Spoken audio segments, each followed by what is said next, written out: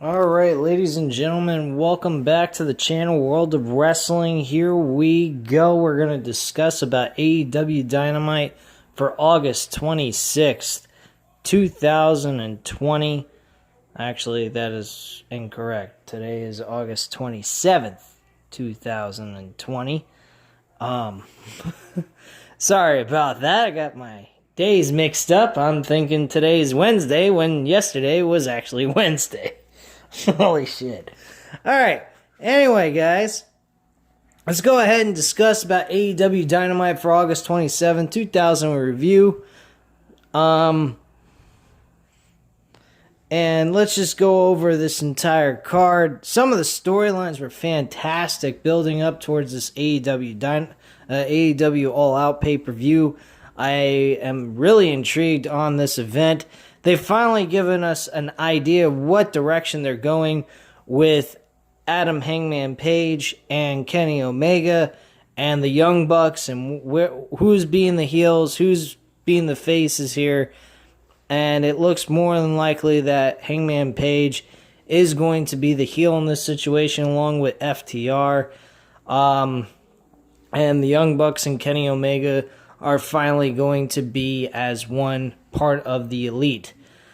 Now, I don't know where this, the Nightmare family belong to. I don't know if they belong with the Elite as well or they're their own separate entity, but the Young Bucks and Kenny Omega haven't really addressed what happened to Cody. They don't seem too concerned about Cody, so I'm assuming at this point in time the Elite is just Kenny Omega and the Young Bucks. Now officially Hangman Page out of the loop. Now that might not be entirely true. There might be a slight change. Maybe Kenny Omega will stand up for Hangman Page in this situation, being that they are tag team champions, leading to Hangman Page turning on fucking Kenny Omega in this situation and saying, hey, you know what? I realized something. You're not really my friends. You're a bunch of assholes, and fuck Elite. And do that. That they could go about doing, but as time has gone on, and what we've noticed is Hangman Page has been very, they did point this out. In November of 2019, Hangman Page has been kind of distanced with the rest of the Elite members. He's been acting very off and strange lately. But they've also had Kenny Omega act a little strange as of the last couple of weeks or so, maybe a month. Him acting all bizarre and weird. I don't know what the hell his deal is. I don't know if that was just a test run to see how he would do as a heel. Maybe Tony Khan didn't like the direction they were going with Kenny Omega, and now they've flipped back to Hangman Page to be in the heel here. I'm not quite sure which way they're going with this or what direction they're going, but I do realize that Hangman Page is out of the Elite and that Hangman Page will not be anywhere near the Young Bucks at this point in time. So that is pretty much that on that situation. Now, some other things to attend to. Jon Moxley had a contract signing with good old MJF. And boy, oh boy, MJF really don't know how to shut his fucking mouth. He was doing most of the talking and Moxley was just sitting there listening. And eventually he finally signed a contract. So did MJF. There was a 17th page on this entire contract. And that 17th page actually included that Moxley was to face MJF's lawyer in the go-home show of Dynamite. Now, I didn't quite understand how that piece of documentation got in there, but that was also thrown into the contract signing that the lawyer would have to face Moxley in a match. And if he refused to have that match next week, MJF would forfeit his opportunity for the World Heavyweight Championship. And that's basically the situation on that. So let's go straight into the very first match of the show. It was the Gauntlet match, which this was pretty damn good. but it was pretty obvious what was going to happen. And I'm glad they did this. What they did was amazing. Smart move by the creative team on AEW. They had the Young Bucks defeat the... I'm trying to remember who the fuck they first faced. It was the Nightmare. Nightmare team between QT Marshall and Dustin Rhodes. They managed to defeat them, and then they moved on to the Best Friends. Young Bucks went on to face the Best Friends, and then Hangman Page came out and stopped, I believe it was Nick Jackson. Yeah, it was Nick Jackson. He stopped Nick Jackson from doing their finishing maneuver, the Meltzer driver, and he ended up getting screwed over, and they managed to lose the matchup thanks to Hangman Page interference. He was holding on to Nick Jackson's leg, and that was the end of that. He got rolled up into a pin counter, and that was it. He was done. Best Friends moved on to the next round of the gauntlet match to face FTR, and FTR picks up their victory to go on to face the AEW Tag Team Champions Kenny Omega and Hangman Page. Now, the thing that I liked what they did here, they avoided from having the Young Bucks face FTR in this gauntlet match. It was such a smart move because I know one thing. If you put this in the creative hands of WWE, they would have had FTR and the Young Bucks go at it in this gauntlet match, totally ruining the entire idea of what they were going for in the first place, which is the Young Bucks and FTR going at it over a tag team versus tag team type of matchup. They would have fucked this all up. It would have been ridiculous. There wouldn't have been no need for an actual match. They didn't do that here. They made the smart decision. I was thinking that the whole time, and they did it. Now, I don't know how you perceive the idea of Hangman Page becoming a heel, because technically he kind of looks like one, and a fallen down drunk, but that's just me. I don't know. It seems kind of odd that 1 minute they have Kenny Omega looking like he's going to turn heel, and then you got Hangman Page turning heel. So it's very hard to understand what direction they're going. Maybe they're just doing that on purpose to get us guessing and keep us watching to see where this goes, which I think is a good thing to do anyway in the first place. Of course, I know what's going to happen. FTR is going to win. They are going to win the tag team titles. They are definitely going to be new tag team champions. We are going to see the Hangman Page's true colors in this matchup, and he's going to turn on Kenny Omega at All Out. This eventually will lead to the Young Bucks and FTR facing each other later on this fall in their next pay-per-view in the fall, probably in November for Full Gear.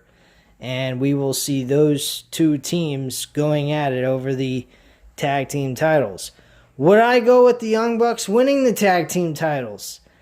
Yes, but at the same time, I also would like to see them, see FTR actually have a period of time of being reigning tag team champions. You know, maybe at least all the way through the new year of 2021. So I kind of hope that happens for them. If the timing of it is right and they need, it's the right time to put the tag titles on the Young Bucks, I'd be okay with it. But I think FTR having a long reign would be a good idea. Eventually, at least leading into the February pay-per-view, if that's the route they're going with February, May pay-per-views, and then August, and then November. If that's the route they're going with these pay-per-views annually, then yeah, I would keep them champions until AEW's February pay-per-view. And that's how I feel about that. But personally, I think that this is going to be a lot of fun to watch. I think FTR and Hangman Page and Kenny Omega are going to produce a very good matchup for these tag team titles. Not anywhere close to what the Young Bucks and Hangman Page and Kenny Omega did, but they should produce a really good match. That's just the way I feel on that. But yeah, FTR won the Gauntlet tag team matchup. We also had Sammy Guevara and Matt Hardy face each other in the main event of this show. Matt Hardy delivered a bad gash over the side of Sammy Guevara's head. So he kind of returned the favor for what happened to him during that matchup. Or that brawl they had a couple of weeks back. Let me see here. There wasn't too many matches that occurred during this show, I got to admit. Following that, we had Lance Archer versus Sean Maluta, or Maluta, some shit like that. Lance Archer wins this. There's actually going to be a Casino Royale, Battle Royal, whatever you want to call it, out of 21 superstars. The winner gets a future opportunity for the AEW World Championship. Not quite sure who would be the best person to pick out of the bunch of those 21 people. But I guess you could say Darby Allin, since if they decide to go in the direction of MJF, I think Darby Allin would be a good opponent to face him for the World Championship. Not to mention, I would like to see what Darby Allin can do with a guy like MJF. It definitely would be neat to see two young stars competing over a world championship. Now, granted, we did see Darby Allin compete over the world title recently against good old John Mox, but I mean, I don't know. It depends on who else is in this battle royal, which they didn't really give off a lot of people, except for some people just coming out of nowhere and announcing that they are competing for the fucking pay-per-view. So that's, or for the I'm getting distracted here. I'm sorry, guys. Basically, they revealed a few people, but not the entire roster of guys that will be in this match or participants that will be in this these 21 participants in the Battle Royal. So that's pretty much that. And Lance Archer, of course, wins this match with no problem. Post-match, we get Jake Roberts talking about the upcoming Casino Battle Royal. He says the other men think they have a shot, but they don't. Archer is going to be the one walking out, and he needs to wipe that one loss off his record. He asks Archer if they can throw out 20 guys. Archer says as fast as they step in.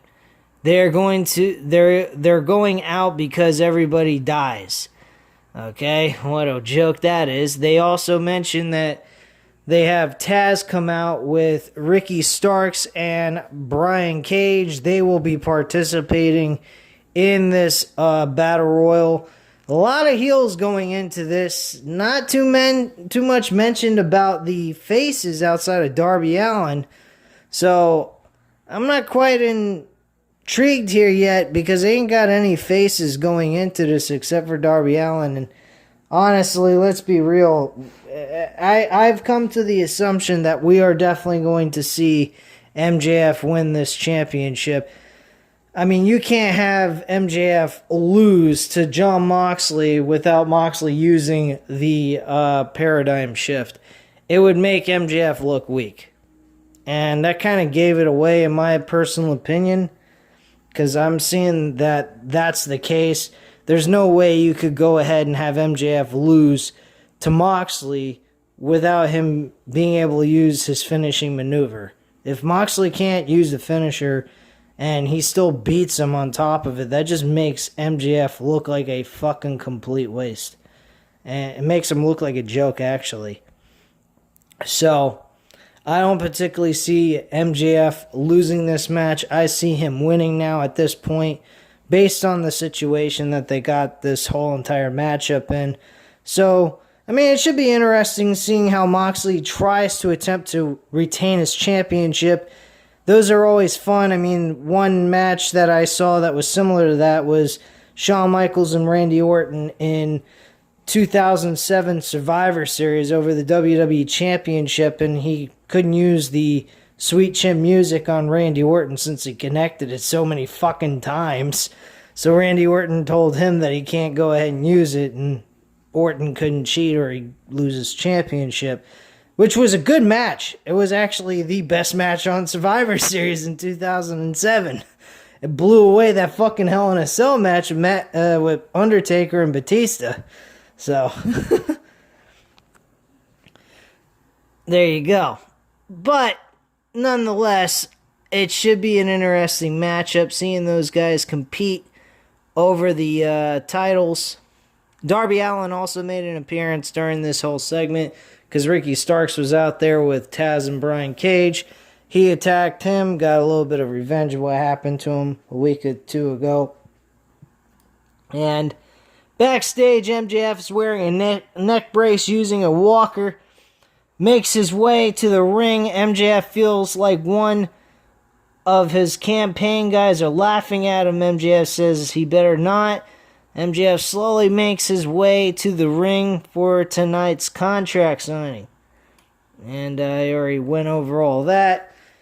It's pretty self-explanatory. There was also another contract signing in a mini promo video with Shida and Rosa Mendez. I believe that's her name. I do apologize if I'm wrong. Thunder Rosa. Excuse me. Yeah, Thunder Rosa actually signed the contract with Shida for the opportunity to compete for the AEW Women's Championship, which, you know why they're doing that, guys, having a cross-brand promotional matchup with two champions from each promotion competing, because AEW ain't got a fucking roster of women that can't wrestle worth a shit. They are garbage as garbage can get. I mean, I'm sitting there and I'm watching Big Swole in a handicap match, and if she wins, she gets to be able to pick the stipulation. I was telling my best friend in text, I said, hey, it's time for a shit break. And you know why it's time for a shit break, guys? When you see a match like that? Because the women's division in AEW is absolute shit. I got to admit, WWE has done a fantastic job with the women's division, despite the fact that they do have some issues with their division anyway. But they have got a shitload of talented women that can perform as good as the men. And that's pretty fucking good. When you got a roster that can compete with the men in wrestling quality matches, you know you got a good roster on your promotion. So, there you go. Matt Hardy lost, by the way, to Sammy Guevara. Sammy Guevara actually won the main event with a chair underneath the table. And I thought he was going to break his back. Fortunately, that was not the case. Thank God. Another thing I haven't addressed. I didn't happen to mention anything about the whole situation with the fans in the audience. Now, granted, there wasn't a lot of fans in the audience because it can only have 10% of the amount of people that you can have inside the arena, which you can have 5,000 people, so they only have 500 people added in there. So there wasn't a ton of noise going on, and they couldn't have them all close together with one another in the closer to the ring and whatnot, because they would have been breaking the rules of the social distancing thing. So they had them spread out throughout the entire arena. So it didn't sound as loud as it normally would if you had them all packed in together as one group, like they normally do when things were actually normal. So, bottom line, the crowd was pretty nice. It was slightly louder than normal. We got some kind of realism, like normalism towards this whole situation, thankfully.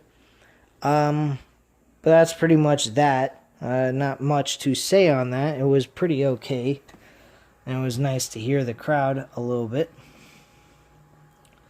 So, following the Thunder Rosa promo video, we had the MJF and Moxley contract signing.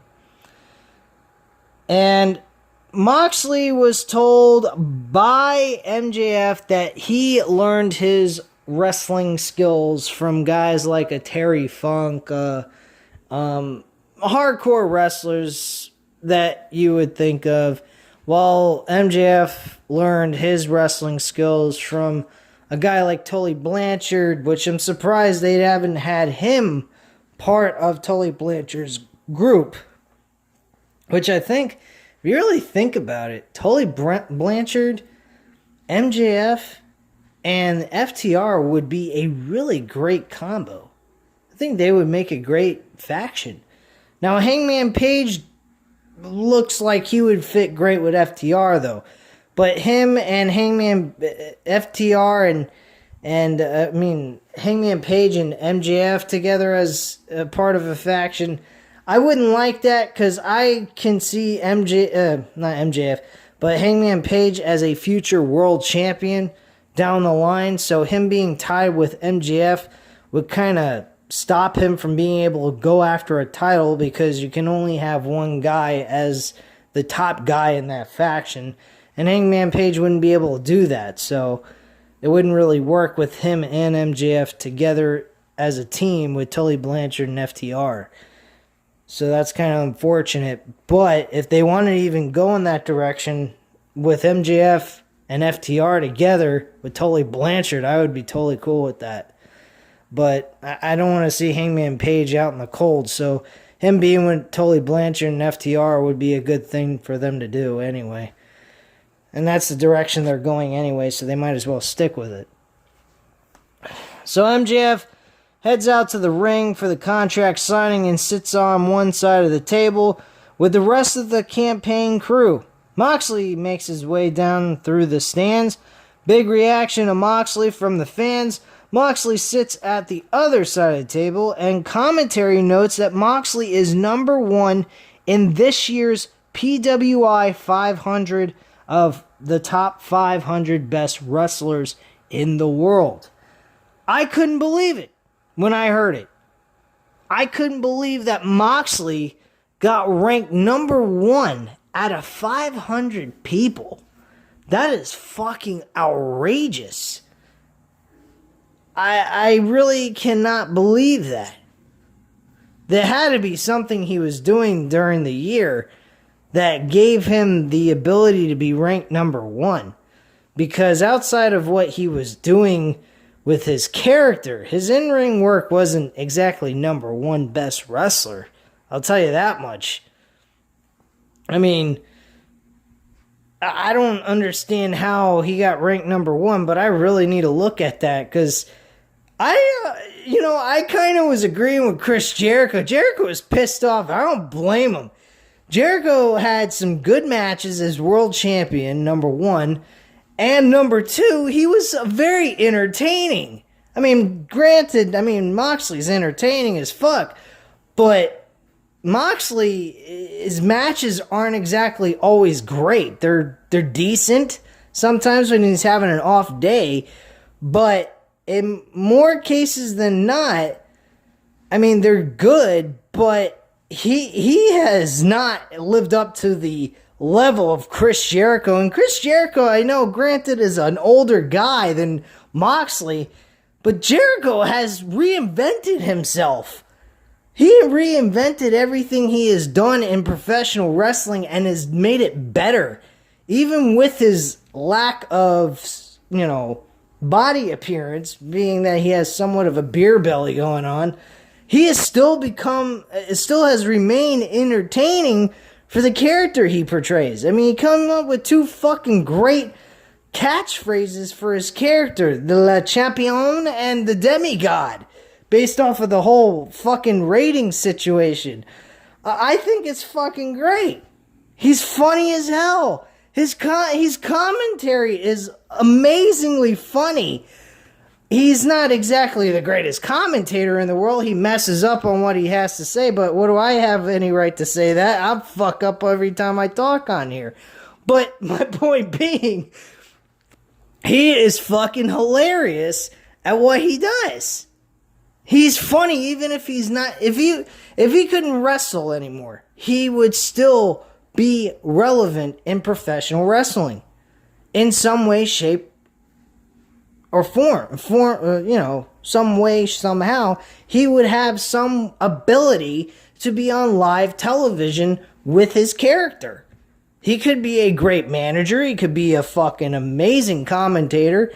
Granted, like I said, he does mess up here and there when he talks, but he's funny and he's entertaining and keeps you fucking focused on what is going on in the ring because he's yelling. And he's unbiased too. His character portrays an unbiased commentator.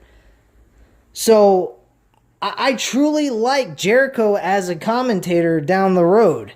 Or a manager. I think he'd be great as a manager, talking up for someone who's not exactly the best talker in the world.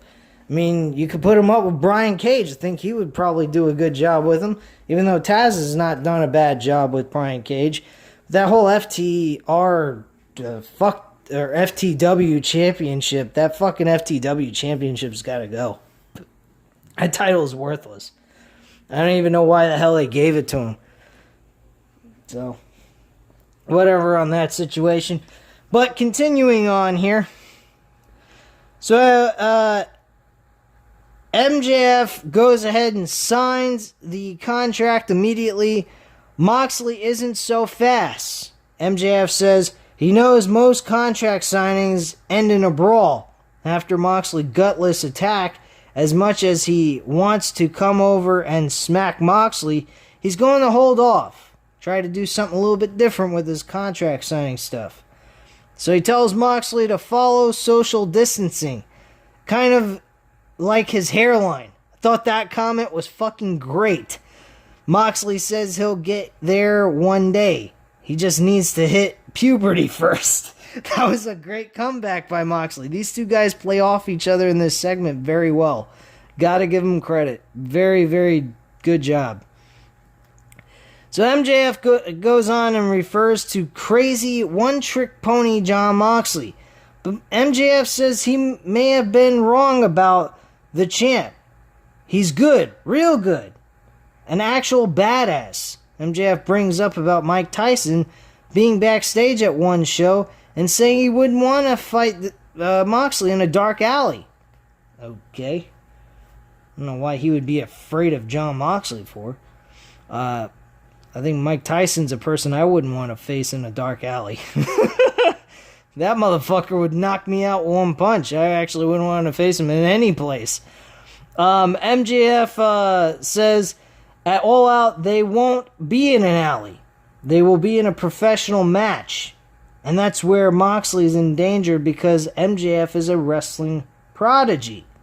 MJF says he will pinpoint Moxley's weaknesses and use every aspect to the ring to his advantage. Or of the ring to his advantage, excuse me. So MJF says Moxley will want him in his territory. The stairs, near the tables, basically have a brawl with him. He's kind of the guy that studied Sandman, New Jack, and so forth. You know, John, hot garbage, is what he says. MJF says he studies Buddy Rogers and Tully Blanchard of the world. MJF says after the pay-per-view, he'll hold the championship. Unless Moxley isn't man enough to beat him without the paradigm shift. If that's the case, maybe you should tell that hot little wife of yours that I'm single. And that really pissed off Moxley. Moxley stands up. The lawyer tells him to keep his palms off the table, or keep the palms on the table and away from his client, or he will sue him. Moxley says, or calls the lawyer a dipwad, or dickwad. He calls him a dickwad and tells him to sit down. Moxley sits back down also and says MJF is just forcing him to get creative. That's all. He's not even being placed in a corner. He's just needing to come up with a creative idea to defeat him without the paradigm shift, which he welcomes with open arms. All the ways he could snap a limb or choke the air out of him, Moxley says he'll sign the contract. He says to remember two things. Nothing MJF says matters, and nothing Moxley signs matters. Tells MJF on September 5th he's a dead man. Moxley signs it, and MJF is super happy about it. They laugh at Moxley for signing, and Moxley then says he couldn't believe MJF agreed to page 17. MJF and his lawyer say there's only 16 pages. On the 17th page, it says next week it will be Moxley versus MJF's lawyer. If he doesn't show up, the MJF doesn't get a title match, and the paradigm shift will be completely legal. And that's basically that. They don't really explain how the 17th page gets in there, which is kind of a logic gap there. It didn't really... Why would the lawyer make a mistake in having a page with his name on it be something that he'd be liable for to compete on behalf of MJF, or MJF does not get a title shot? Didn't make much sense to me. I didn't like that. So moving on, backstage, Santana Ortiz talks to Best Friends about only asking for some lame apology after they destroyed Trent's mom's van. Ortiz says they will apologize that their mom wasn't in the van when they destroyed it. That's basically that. Lucha Brothers, The Blade, and The Butcher compete against Griff Garrison, Sonny Kiss, Joey Janela, and Brian Pillman Jr., and Lucha Brothers and The Blade and The Butcher actually win this match with no problem. The Dark Order came out. They discussed their promo and the whole situation with Brody Lee and why he attacked the Rhodes family. He mentions that he's no longer going to be defending the title week after week like Cody did, so there won't be any indie darling showing up competing on TV for a world championship.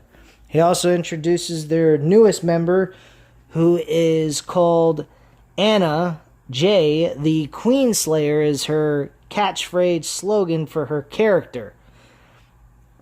So that's basically that. There's an attack made by Dustin Rhodes and Scorpio Sky, who comes in there because he beat the shit out of fucking whatchamacallit. I already mentioned about Cody being attacked by the Dark Order is why Scorpio Sky came in, so he's kind of defending Cody out of respect. Like I mentioned earlier, they had the Young Bucks pissed off at Hangman Page and announced that he's no longer part of the Elite. Big Swole defeated Brett Baker, Reba, and Penelope Ford in this 3-on-1 so-called handicap match, which was an absolute complete waste of everybody's time. Matt Hardy beat Sammy Guevara, or not Matt Hardy, Sammy Guevara beat Matt Hardy in the tables match, and Matt Hardy gave Sammy Guevara a hell of a fucking gash over the side of his skull, which was very nice to see.